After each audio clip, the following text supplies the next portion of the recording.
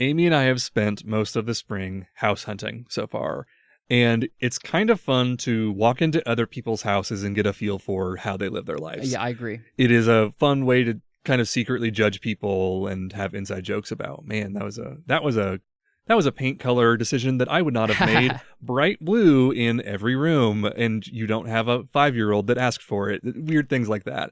But one of the things that Amy and I have been really noticing when we go and look at properties is whether or not they have a flagpole. Okay. Because we think flagpoles are dumb.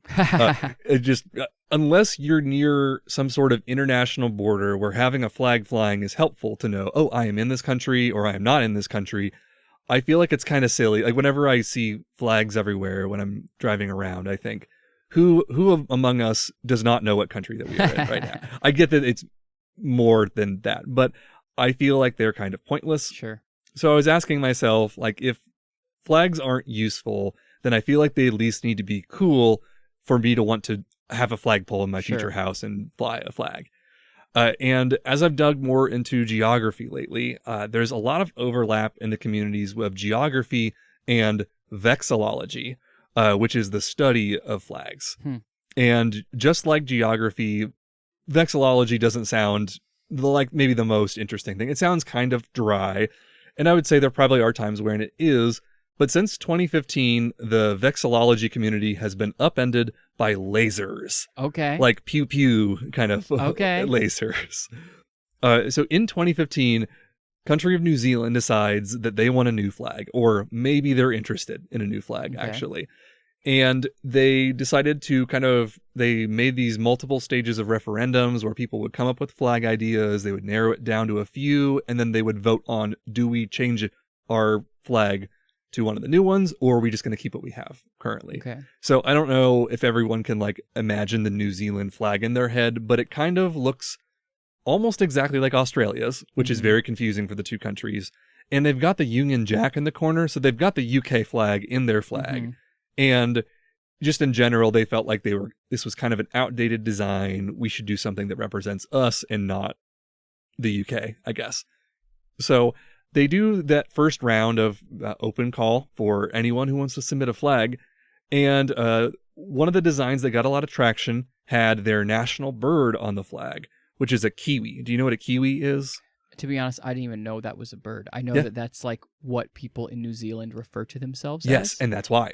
Okay. Yes, because a kiwi is a little flightless bird. They're kind of cute. They have like a long, their beak almost looks like a long snout. Okay. In a way. But yeah, so this is a very common bird and an identifiable bird in the country, and I think that's why they do call themselves kiwis. Okay. And this kiwi though on the flag is not very cute because he has green lasers coming out of his eyes. He is like Cyclops from X-Men or something, just shooting out lasers. And then there's also a fern, because I guess the silver fern is another one of these symbols of nature in New Zealand that's very identifiable. Most of the flags that ended up getting to that next round did have the silver fern. Okay. And Lucy Gray was the name of the woman who designed what is called the laser kiwi flag. And she designed it in Microsoft Paint over the course of one evening. Okay. And she said that she was inspired by how Australia has all of these deadly animals that are so intimidating, and we don't have anything intimidating. So I wanted to make our own intimidating animal in New Zealand. Unfortunately, it did not get to the next round of voting. That's too bad. But once they did that next round, New Zealand eventually voted to just keep their old flag. So it didn't really matter anyways that it didn't make it to the next round because it wasn't going to win, unfortunately.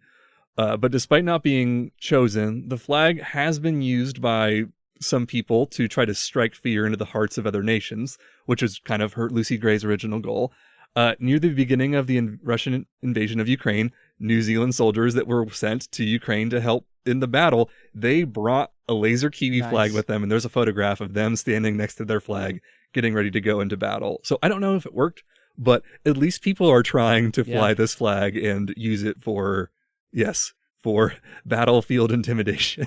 But the flag has also served as inspiration for a lot of other flag design contests, because more places around the world have been saying, you know what, having a flag contest, that's a good idea. Someone's going to have a good idea, and that way we don't have to spend as much money. People are submitting for free. maybe we just tweak it a little bit. But yeah, it's a good idea. So a few years ago, the state of Minnesota, they said, we want a new state flag. And they had an open call for ideas. And there were a lot of weird things. Like someone just like put a picture, like a photo of their dog and said, this should be the next state flag.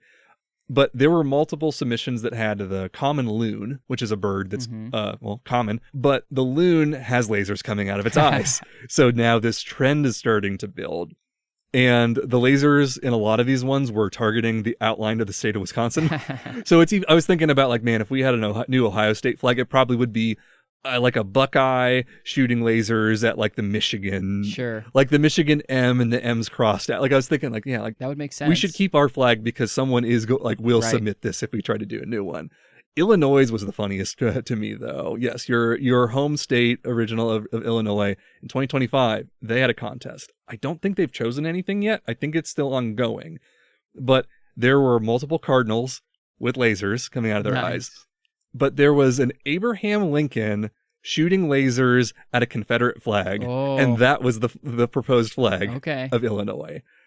So I guess it wouldn't be the first time that we've seen a flag inside of a flag, like with New Zealand. So maybe there is precedent for Abraham Lincoln shooting laser eyes at a Confederate flag. So now that I finally decided through this process that maybe some flags are cool and maybe it would be kind of fun to have a flagpole, I unfortunately ended up with a house with no flagpole. But we just got back from our final walkthrough before we do our closing, and I did realize there's this little mount on the side of the garage on the brick that is definitely meant to put a small flag on it.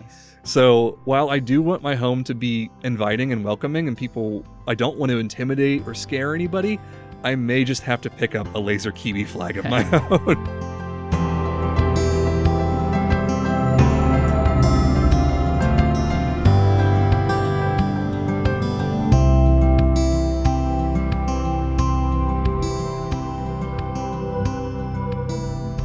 Welcome to the Factoid Podcast. You didn't ask for it, but we're going to tell you about it anyway. My name's Chris Humphreys. And I'm Payton Gessel. So Payton, have you ever watched a show or a movie, mostly a show, documentary style things, and thought, are the people in this actually real people? Is this a real thing, or is this like a parody? Like a mockumentary? Yeah, like if that's did you ever watch Tiger King? Yes. I felt that way about that show. Is this real life or is this fake? I don't know. I think it's real. I think these are real. I think the characters in that are just that way in real life. And so that show comes to mind. I also just started watching Love on the Spectrum, and every interaction in that show just makes me think like, man, I would love to be I would love to be a part of this interaction in real life. I see what you're saying. I don't know if, I mean, so like I do watch documentaries here and there. Right. I was watching one about a month or so ago, but it was starring like a minor celebrity, so I knew this is for real. These things do feel like these things feel genuine about somebody. I kind of wish they actually went deeper, maybe into the things that would have made it more extreme.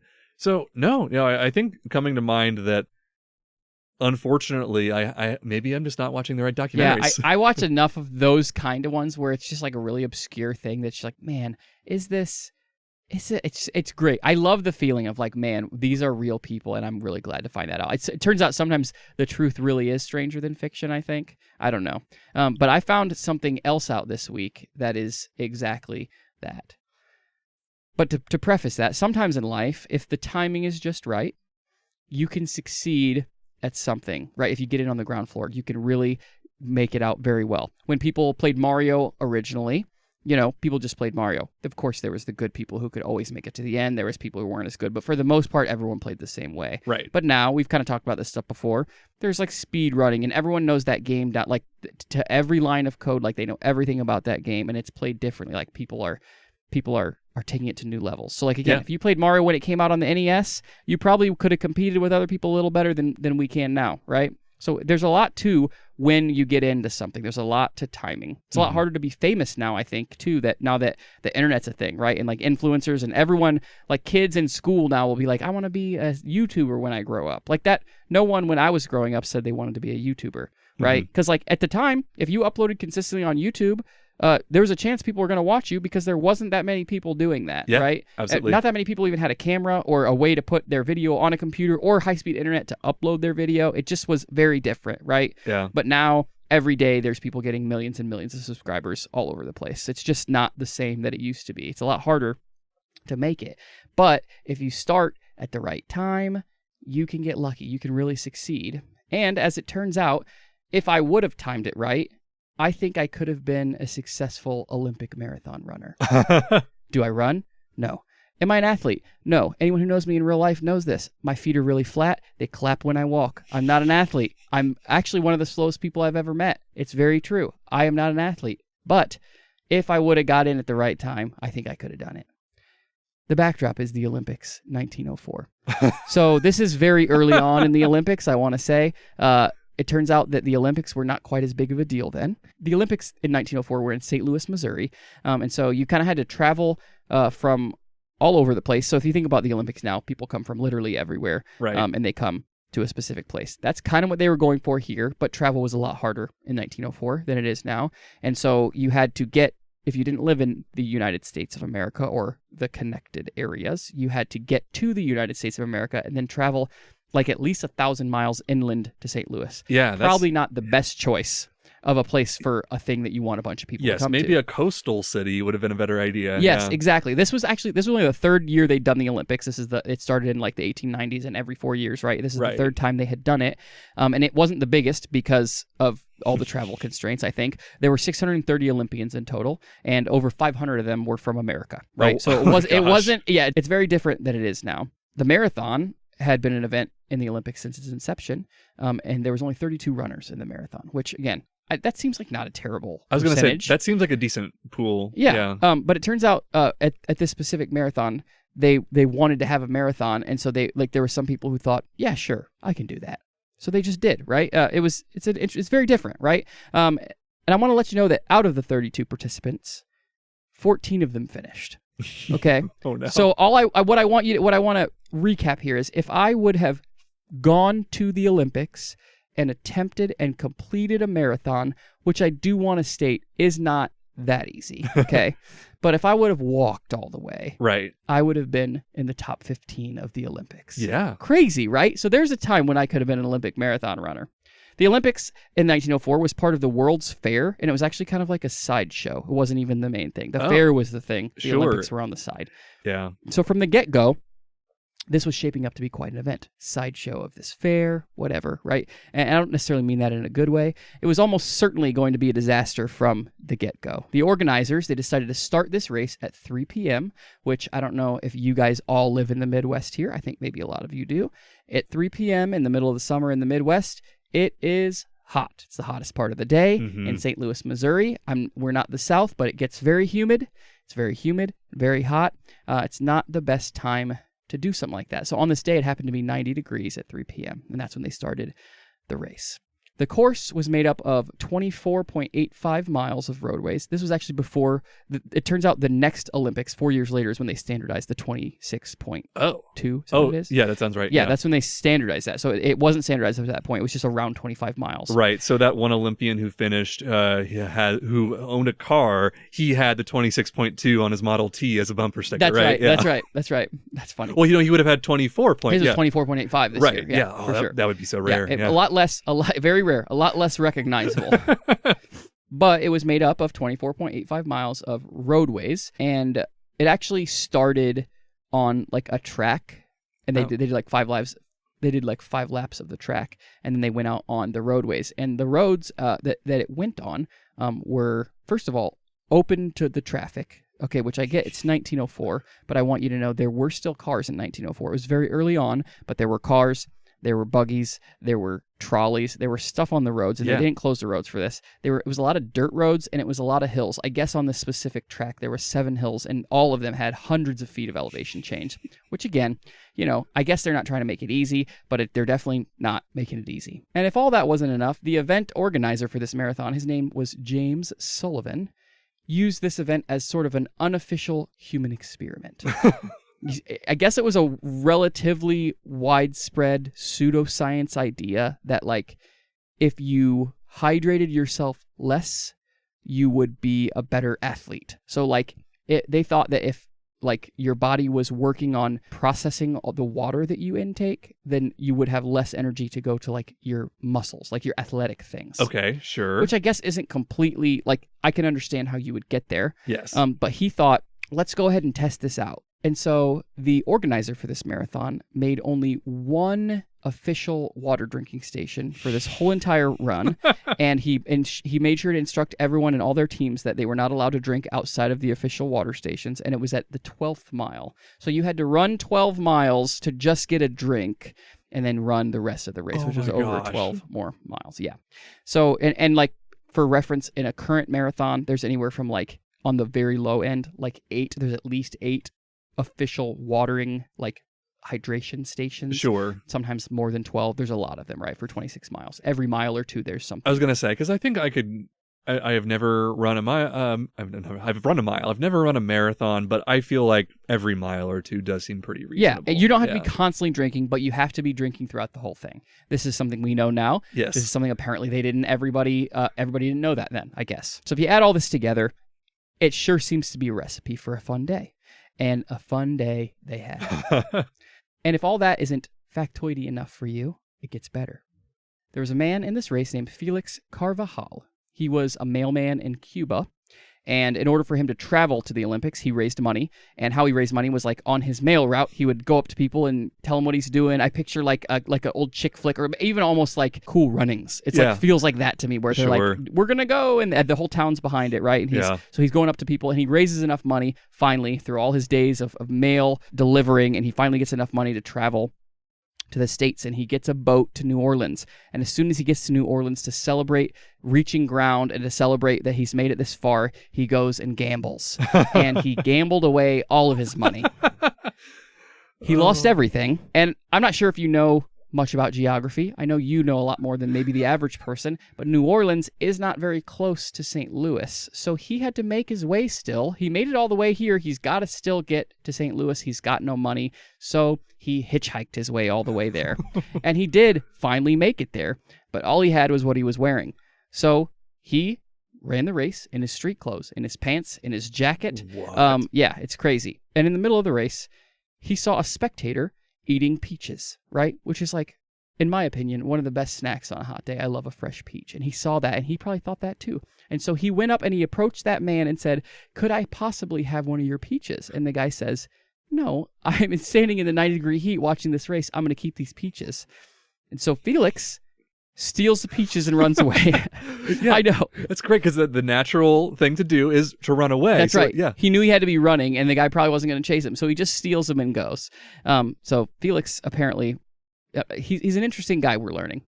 But if that wasn't enough, the story goes that he ate some apples from a fruit stand along his way as well. The apples were rotten, gave him stomach pains so bad that he had to lie down and take a nap. So in the middle of the race, a man in street clothes who had stolen some peaches, ate some bad apples, and needed to take a nap. Yes, during the race. This is interesting, but the most interesting part of the whole story is that he got 4th place. Yes. Man. It's sounding more and more like maybe you and I could run a marathon like Yes. that. There was also a duo of men from a tribe in Africa. Their names were Len and Jan, and these two are actually the first ever Black Africans to be in the Olympic Games, which is cool. Yeah. But one of these friends from Africa, Jan, was chased off course by over a mile by a wild dog in St. Louis, because it turns out there were a lot of wild dogs in St. Louis. That's something I didn't know. So yeah, again, he still was able to finish in 12th place, which this has me wondering, he's a mile off course, but is that, it still must not have been as bad as taking a little nap in the middle of the race. You know what I mean? So anyway, so this guy must have been running pretty well to do that well and still be able to nap and get 4th place. But then there's the winner, the first winner. And yes, the first winner, I said. His name was Frederick Lors. And he, after just 9 miles, got really bad cramps. He's a very good runner. He's well established in the running community at the time. But he got really bad cramps, and he decided that he would try to take a rest. And how he did that was he hopped in a car. And he sat and he rode in that car along the track for 11 miles. Wait a second. I know. In the car, he rode in a car for 11 miles. As he passed people, he would wave at them. And it's apparently they had a little less security around at the time because he did this whole race and he finished first. The car actually broke down after 11 miles. He had to run the final 5 miles. There's some karma for him. But he had been rested up quite well. Yeah. His cramps were past, so he was able to do that. And he ended up winning by a pretty wide margin. Sure. And as they were about to crown him winner of the race, I think it was like Teddy Roosevelt's daughter was like about to give him either a crown or like a medal or whatever. As they were doing that, a bunch of people said, "No, you can't give this guy. I saw him. He rode in a car. He's cheating." And then that's the moment he chose to, I'm just joking. It was just about like it was supposed to be a joke. I did do that, and so he seemingly was trying to accept the winnings, but also trying to play it off as a practical joke. Yeah. I don't know whether it was or not. What's interesting about this guy is he actually was a very good runner. He ended up winning the Boston Marathon that followed this. He ended up winning the Boston Marathon. Okay. So he was a good runner. Yeah. There's a chance maybe it was a practical joke. I don't know. Either way you look at it, it's kind of an interesting story. Yeah. But the actual winner, his name was Thomas Hicks. This is the guy who officially now is the winner for the 1904 Olympic Marathon. He had been running well for quite a few miles when he began to become dehydrated. Understandably so. Mm-hmm. His trainers, though, the guys who kind of went with him and like as he was running, they kind of went along with him. I don't know if they drove or rode or whatever, but they went along with him and followed him. They refused to let him stop and get a drink because of the instructions. You're not allowed to be hydrating outside of that. And because of this, he went through kind of a crazy medical thing. He just wasn't going to be able to make it. And so while they weren't allowed to give him a drink, they were able to give him sort of some, like, I suppose, medical intervention. Okay. But sports medicine at the time, very different than it is now. So they ended up giving him this concoction that they were sure was going to help him. It was a mix of strychnine, egg whites, and brandy. Wait, strychnine? Yeah, that'll like kill you. Yeah, strychnine. I said it wrong. I'm realizing, but strychnine is almost exclusively currently used as like rodent poison. Yes. Right. Not good for you. Apparently they thought it was at the time. We've obviously learned some things since then. So this guy ingests this. And egg whites and brandy, you said? Correct. Yep. So it was a little, he got a little hydration, I guess, out of it. Yeah. I don't know. This is what he took. And by the time he reached the finish line, which he did do, by the way, he was hallucinating. He thought he was still 20 miles away. And in fact, at the very end of it, he wasn't physically able to keep running. And apparently this still counts, but I don't really understand how, because he was the official winner, but he had to be carried across the finish line by his team. The story goes, he was being held like kind of sideways and his feet were still running in the air. Yeah, I know. It's reported that it took them 4 hours to revive him after the race ended because he was out. But he won. There was a stick up his butt, and they were moving his arms. That's right.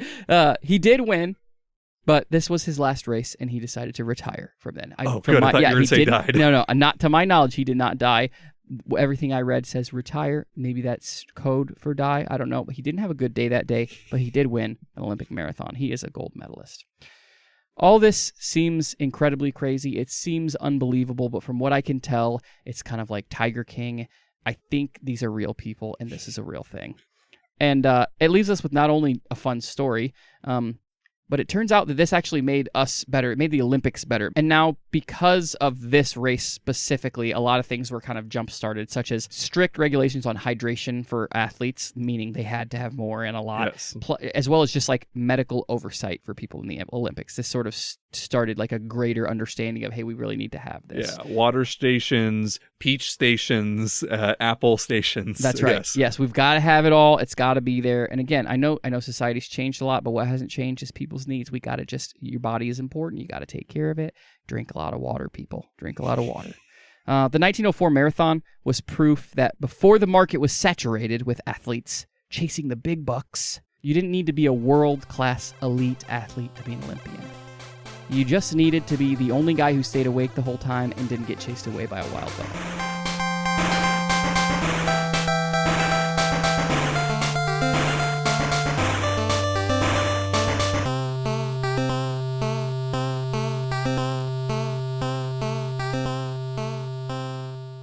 Chris, have you ever had any good notable nightmares? I guess good nightmares is not a good way to put it, but any interesting nightmares? There's a chance I've shared this on the podcast before. I don't know. But I did have a recurring nightmare growing up where, I'll give you a little background. I used to play the game Barbie Detective on the computer with my sister. Oh yeah, with your sister for Yes. sure. Yeah, Yes. I played it alone once in a while, but usually we were together.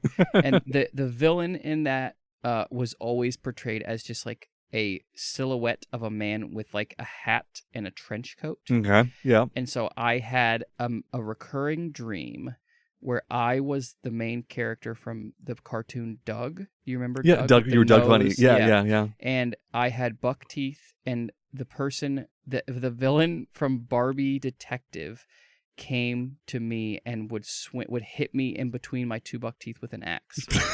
I know that sounds ridiculous, but it happened multiple times. I don't think I've ever heard this story, and this is great. I don't know. I've told some people that, so I must not have told it here. But that was a real, like, I had it. I don't want to say a dozen, but like more than 5 times I had that. Yeah, dream. that is better than any recurring nightmare that I've had. Like as a kid, I would have ones with tornadoes that I'm outside, a tornado's coming, my legs don't work, I can't run away.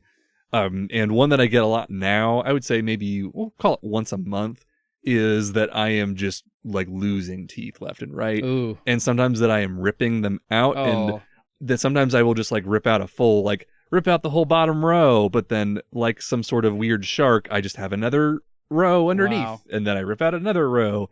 And then I wake up and it's my retainer, and that like I'm clicking my retainer with my tongue. And Interesting. That's the kind of what's causing it. So I don't wear my retainer every night because I'm trying to lowering the chances that I get nightmares. I haven't told my dentist that yet, but maybe I should let them know. Yeah.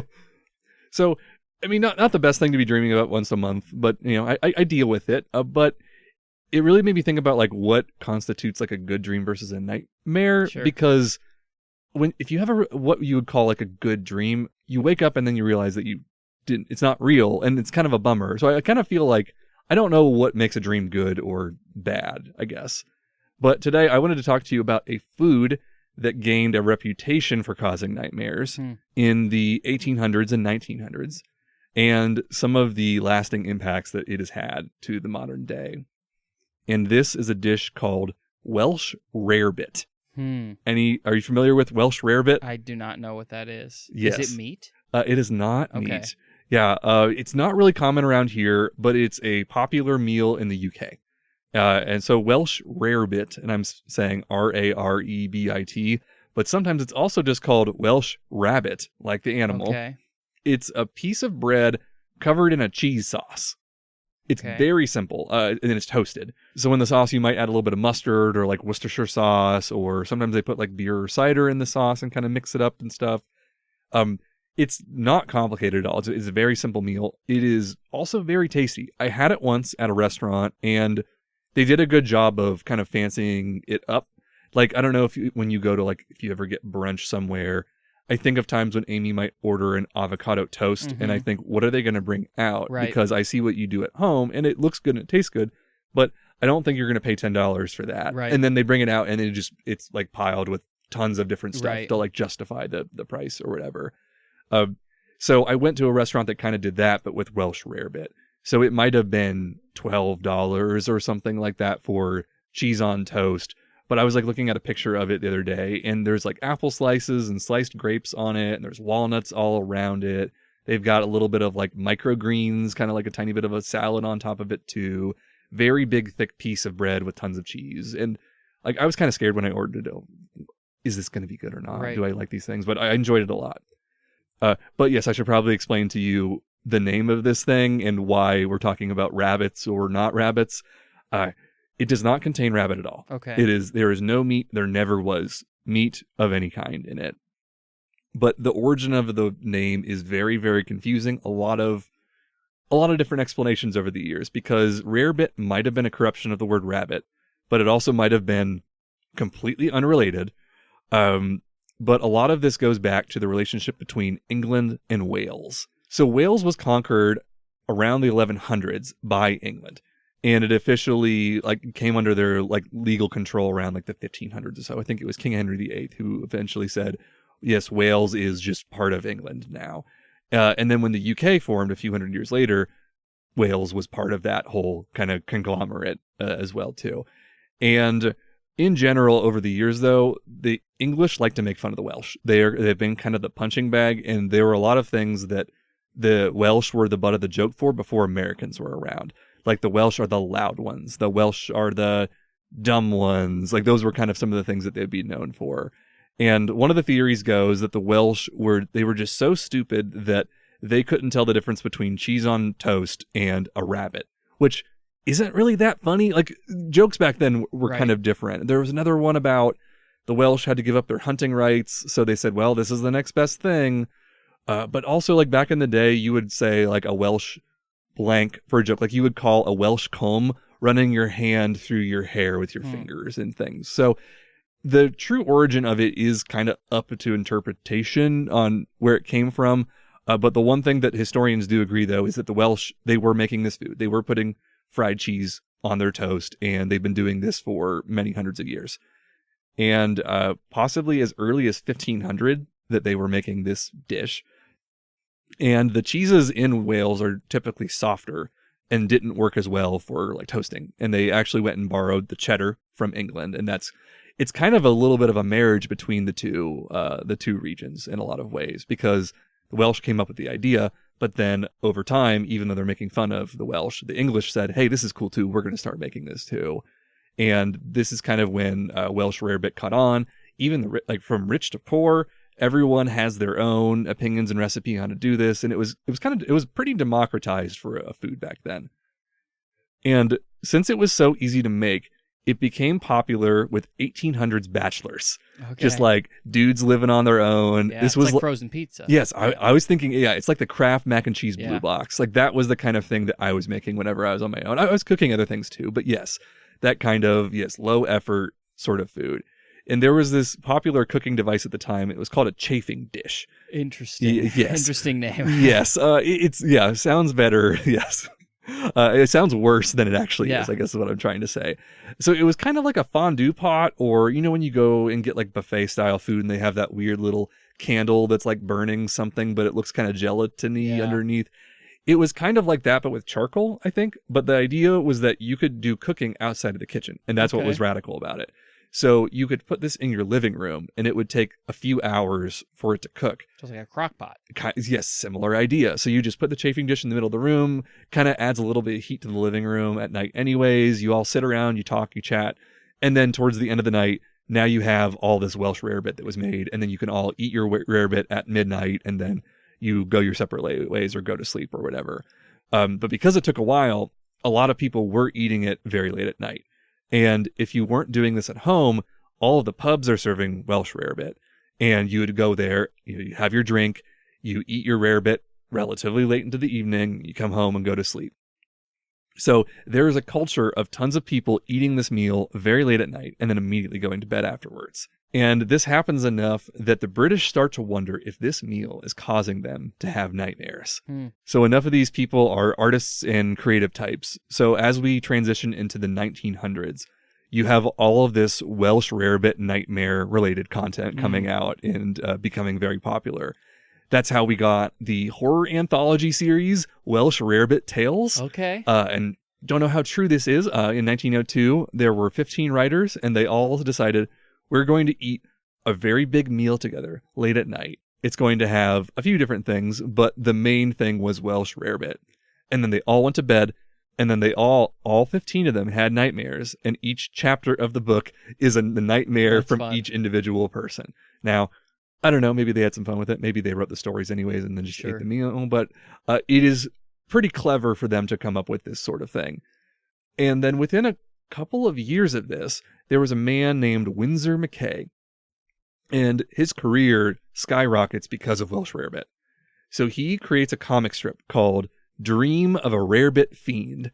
Starts in 1904, and these are very surreal comic strips that are aimed at adults. It is not really meant for kids at all.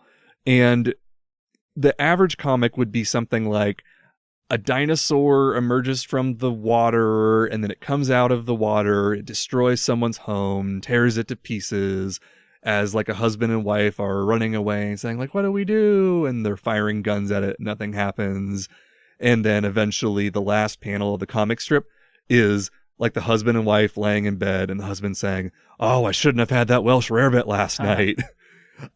And he did this for several years, like I think either daily or multiple times a week, doing comics that were kind of like this.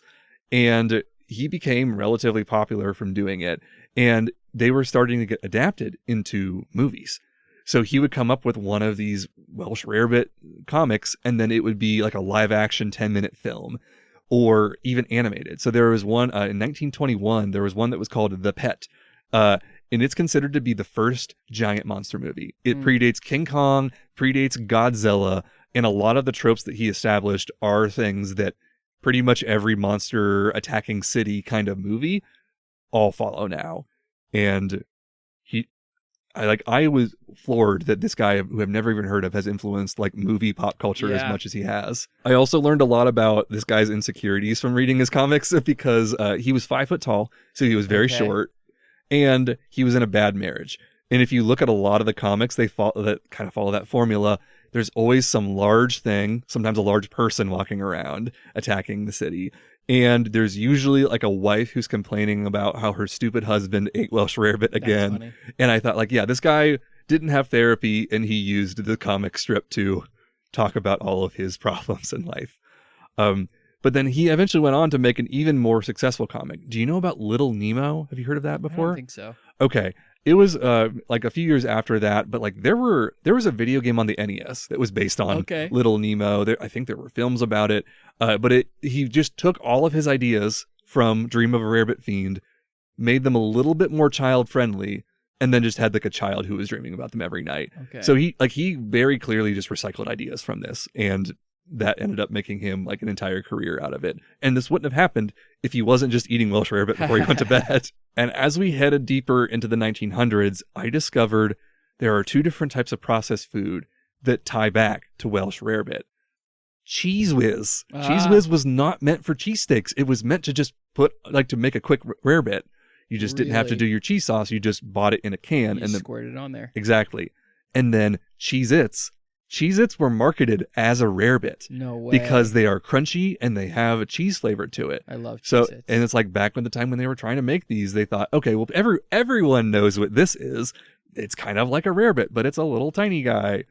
So I was very surprised that there are so many things that I didn't know what this was until a few years ago when I made it. And it is just everywhere in our culture. Do Cheez-Its come from Wales? No, I think they actually come from Ohio, if I'm not mistaken. The idea of it came from Wales. The idea was, well, everyone knows what Welsh Rarebit is. So we'll say this is kind of because think about all of your cheese flavored small snacks. Yeah. You couldn't say, oh, it's kind of like a Dorito, but kind of like a Triscuit. You had none of those. Right. So they had to say, well, it's kind of like a Welsh Rarebit. Interesting. So yes, definitely removed a little bit, but the idea that came from that. Yes. So I think I've avoided the question long enough that might be on your mind. Does Welsh Rarebit actually cause people to have nightmares? And I will be honest, I was talking to Amy right beforehand, and last night I said, do we have the ingredients? Could we make some Welsh Rarebit for Chris? Feed it to him, tell him it's going to cause him nightmares, and then leave him in suspense. So you got spared tonight is what I'm trying to say. Well, because I don't want that Doug dream to come back. Yes. But yeah, so since it wasn't mass produced by one company, everyone has different recipes. Yeah. So I was thinking about this, and the logic starts to break down where I thought, how could this work? So then I thought about the individual parts. Well, is it bread or is it cheese? So I feel like bread wouldn't cause nightmares. So right. I was looking into cheese. So I started thinking about, like, okay, does cheese cause nightmares? What can I find about that? And cheese has also been blamed for a lot of nightmares over the years. Even in Charles Dickens's A Christmas Carol, there's a quote from Ebenezer Scrooge when he sees the ghost of Jacob Marley. And he says, "You may be an undigested bit of beef, a blot of mustard, a crumb of cheese, a fragment of underdone potato. There's more gravy than of grave of you, whatever you are." So at least at that time, and this would have been the 1840s, people were pretty convinced that my nightmares come from eating the wrong food. And specifically from like indigestion of that. And at the time, in the 1800s, going into the 1900s, there was an obsession with the stomach. Everyone's getting tummy aches. They don't know why, and they're desperately trying to find ways to solve it. So think about like Coke and Pepsi. Like these are trying to solve dyspepsia or things, or Have we ever talked about digestive biscuits before? I don't think so. They're basically graham crackers. Okay. It's like, this is another kind of UK kind of thing where Amy's really into digestive biscuits, but they're just like a chocolate graham cracker that you dip in your cup of tea and you eat them now. But back in the day, the thought was this is going to cure all of your digestive problems because you're having stomach problems and we don't know why. So I guess it's not crazy to see how at the time this was how everyone was thinking. They were eating Welsh Rarebit and they're also trying to discover their problems. And it was clearly a trope to blame cheese on that based on things like the Christmas Carol and all of the comic strips we were saying. But then we started to learn about science, and this kind of line of thinking would fall away. Like, have you ever heard of someone blaming cheese for nightmares? No. Exactly. I never heard of that at all. And it might just be like a cultural thing where we don't do it, but maybe it's happening other places. But I would always hear nightmares being blamed on scary movies. Sure. I was even like, I texted our sister-in-law, Andrea, and I said, like, when your kids have, like, is there anything that your kids do or eat that causes nightmares that you've noticed? And she said, well, if they watch like a scary movie, that's going to cause it. And that was like my parents' fear as well when I was growing up. It was funny because they were worried that I was going to watch something and have nightmares. And my dad has had like 30 years of recurring nightmares from watching Jurassic Park. And just, he's afraid that the velociraptors are chasing him. He'll be like running in bed and like, That's funny. elbowing my mom and stuff. So I guess you could say he was concerned because he was currently living through all of his nightmares that we would get that. But yeah, not like eating food. Because I mean, I don't know about you, but like over the years, especially when you're in college, I'm eating food late at night. Yeah. And I never thought about, I need to have a few hour gap in between here before I do it. So I tried to find any sort of like modern day evidence of cheese, the whole cheese nightmare theory. And I came across the flimsiest study I've ever found. And I want to just like tear this thing apart because I think it is hilarious. I end up reading a lot of studies when I'm doing research for episodes. And a lot of these are on like a PubMed or like the Department of Health, like National Institute of Health, like very like official places. There's like a very specific format you have to follow. Yeah. Here are your subjects and the things. And like when I go to one of those, I know that there's at least some amount of, I can assume a certain amount of intent for truth. Yeah. And usually they don't like to promise big things. Right. So this study, it was funded and conducted by the British Cheese Board. Okay. Not a physical cheese board, but a board of directors of people who promote British cheese. And it was just posted to their website in 2005, just directly to the website. And not long before this, there was a rumor going around the UK about Stilton cheese causing nightmares. So this was very clearly meant to be a way to assure the public that, oh, don't worry, the cheese is not causing nightmares. And the study was conducted on 200 people with 6 types of cheese. And each person only ate one of those types of cheese before bed every night for a week and provided info about their dreams. So when you divide 200 by 6, you're only looking at about like 30 people who ate cheddar. That's a very small sample size. But the study assures you that if you want to dream about celebrities at night, you need to eat cheddar. And the other ones that said if you eat red Leicester, it makes you dream about your childhood. Wow. And Stilton, it gives you weird dreams, but no bad dreams. And Cheshire cheese gives you 0 dreams at all if you don't want to dream. And so very clearly, this is a ploy to get more people to try different types of cheeses. Yes, eat more than you normally would, eat it at night, and then that allows the British Cheese Board themselves to sleep at night because they're making profits off of people. So, I thought that was ridiculous, and they had a quote from a established like sleep doctor in the study too. So I started looking up Dr. Neil Stanley because he's quoted in this, and I found his website. He has a statement about this study on his website. He says it was a stupid PR stunt. He had nothing to do with the study at all. He just was told, like, give us a quote, and then he tries to actually clarify some of the real facts here. So I think we're finally getting to the bottom of it. So cheese is high in saturated fats. So are a lot of other foods. And burning off the calories while you sleep can cause disturbances in your sleep if your body's having to work too hard with the digestion. And I guess, I didn't know this, but I guess you only remember dreams if you wake up during the dream. Interesting. So if you're eating a food that's more likely to wake you up in the middle of the night because it's like disturbing your body, you're more likely to associate it with the dreams. Sure. And then if enough of those dreams are strange or bad, and if your go-to late night snack is just Welsh Rarebit, then it just becomes the scapegoat for all of your nightmares. But if you were just eating any other food that was like high in fat or saturated fat, you'd have the same result. Yeah. But if everyone in your culture is just eating this all the time, and if there's an idea that people are then telling you, oh, it's that Rarebit again. Yes, like this is what's causing it. You start to believe like, hey, maybe this thing actually is causing me to have nightmares. So the good news is that no, I am pretty sure that Welsh Rarebit or any other cheese is not going to give you nightmares if you eat it. It's not going to give you sweet dreams though either. Yeah. But it could cause you to remember the dreams and nightmares that you were already having if you did eat too much of it too late at night. I would personally rather get a good night's sleep and just not eat the Rarebit anytime close to bedtime. So yeah, I just try to, lately, as I've been thinking about it more, I've been trying to give at least 1 hour before I go to bed from eating. But I was talking to my friend yesterday, and he said like probably should be doing more than that too.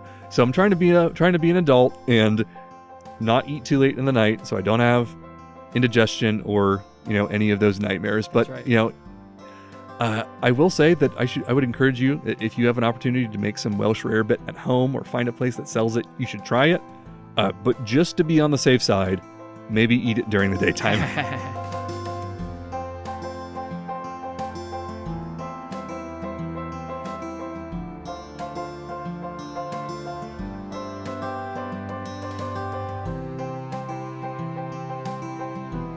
Thank you for listening to the Factoid Podcast. If you have a factoid that you want to share with us, send us an email at whatsyours@factoidpodcast.com. You can find us everywhere you get all your podcasts or on our website, factoidpodcast.com. We'll see you in 2 weeks.